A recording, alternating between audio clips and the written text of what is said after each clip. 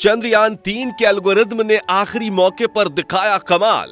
इसरो की automatic landing तकनीक थी इतनी बेमिसाल, जिसे देखकर दुनिया भर में गूंजा हमारे देश भारत का नाम। विक्रम लैंडर के सामने फेल हुए नासा, रूस और चीन के महंगे अंतरिक्ष यान।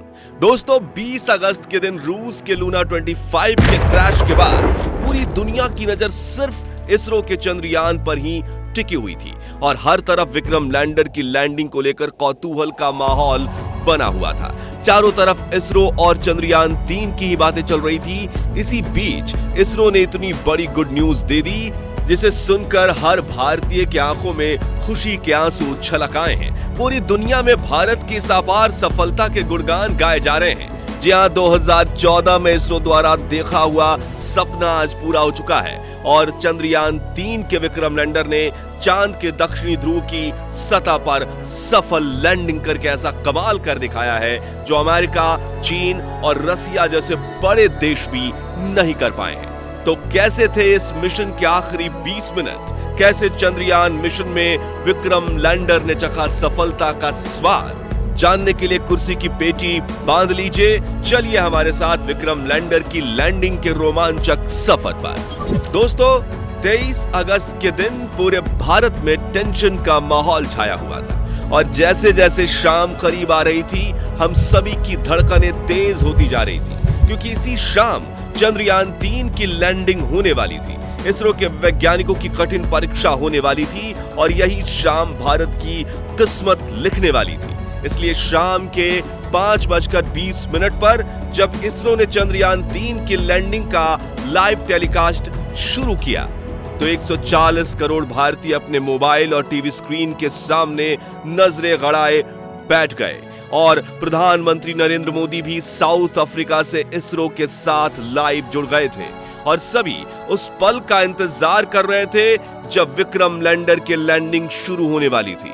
इंतजार के इन घड़ियों में हर एक पल 1 घंटे के जैसा मालूम पड़ रहा था, लेकिन आखिरी में वो पल आ ही गया जब विक्रम लैंडर की लैंडिंग शुरू होने वाली थी, जिसे देखने के लिए सिर्फ भारत ही नहीं बल्कि पूरी दुनिया के लोग उत्सुक थे।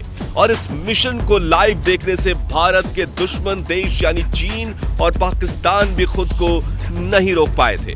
तो आखिर क्या हुआ आखिरी के उस 20 मिनटों में, जिसके बाद चंद्रयान-3 ने इतिहास रच दिया?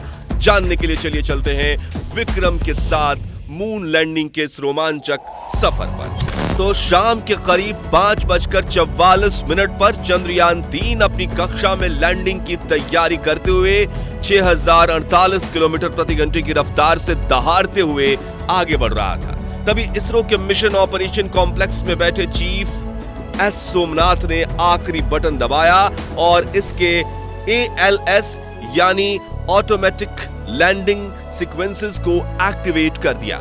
यानी कि अब विक्रम लैंडर अपने आप खुद को कंट्रोल करने वाला था और इसरो के वैज्ञानिक बैठकर बस इस खूबसूरत नजारे को निहारने वाले थे।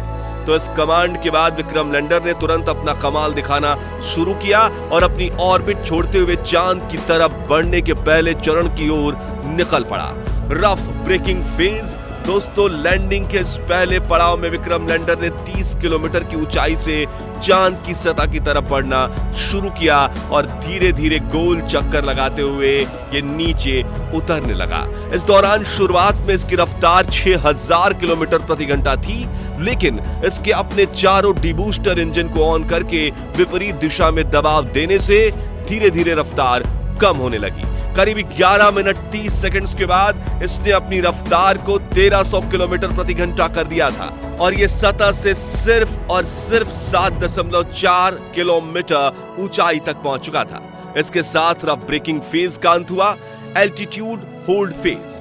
अपने लैंडिंग मिशन के इस पड़ाव में चंद्रयान-3 के विक्रम लैंडर ने 2 महत्वपूर्ण काम किए, जिसमें से पहला था लैंडिंग में सहायक कारा और लासा सेंसर्स को ऑन करना और दूसरा था चांद की सतह से अपनी ऊंचाई को कम करते हुए 6.8 किलोमीटर तक लाना। ये दोनों काम करने में इसे महज 10 सेकंड्स का समय लगा। Fine braking phase. दोस्तों, लैंडिंग का ये तीसरा पड़ाव चंद्रयान-3 की सफलता के लिए बेहद महत्वपूर्ण था। क्योंकि इसी चरण में पिछली बार चंद्रयान 2 का विक्रम लैंडर डगमगाया था और चांद की सतह पर गिरकर तबाह हो चुका था। ऐसे में इसरो के इस मिशन ऑपरेशन कॉम्प्लेक्स में कौतूहल का माहौल बना हुआ था और मन में चल रही दुविधा के साथ अगले 3 मिनट निकालना वैज्ञानिकों के लिए काफी कठिन था। इसलिए लाइव टेलीकास्ट में भी सन्नाटा छाया हुआ था। लेकिन आपको यह जानकर खुशी होगी कि चंद्रयान 3 ने इस पड़ाव को चुटकियों में पार किया। जी हां, इस पड़ाव में चंद्रयान 3 के विक्रम लैंडर ने न सिर्फ अपनी पोजीशन को हॉरिजॉन्टल से वर्टिकल किया, बल्कि ऊंचाई को भी 6.7 किलोमीटर से 800 मीटर तक कर दिया। और इस पड़ाव के अंत में विक्रम लैंडर की वेलोसिटी यानी रफ्तार 0 हो चुकी थी। मानो ऐसे कि वो चांद की सतह के ऊपर बाहुबली की तरह सीना ताने स्थिर खड़ा हो।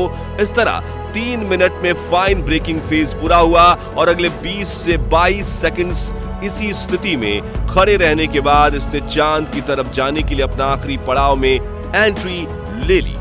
वर्टिकल डिसेंट 800 मीटर की ऊंचाई पर शुरू हुआ यह पड़ाव अब चांद की सतह को छूकर विजय पाने पर पूरा होने वाला था, जिसके लिए पूरे भारत में उत्सुकता का माहौल बना हुआ था।